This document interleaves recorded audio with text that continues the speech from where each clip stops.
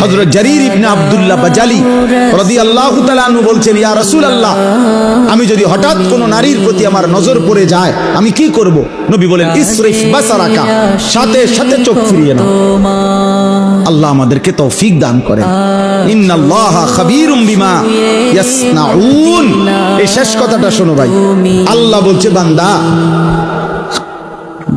ইয়াসনাউন অর্থ হলো যত কৌশলে, যত গোপনে, যত একাকিত্বে, যত বুদ্ধি খাটাইয়া, যত সালাকি কইরা, তুমি যতভাবেই তুমি গোপন গুনাহ করো না কেন, রাতে অন্ধকারে লাইট নিবাইয়া, সিটকারি লাগাইয়া, দরজা বন্ধ কইরা, রাতের 2টা ইয়ারফোন লাগাইয়া, শব্দ ছাড়া তুমি যত বুদ্ধি খাটাইয়াই নারী দেখো, ছবি দেখো, উলঙ্গ দৃশ্য দেখো, হারাম সম্পর্ক করো, খোদার কসম আল্লাহ বলে, আমি খবর রাখি, আমি জানি, আমি দেখি, আমি শুনি, আমি বুঝি।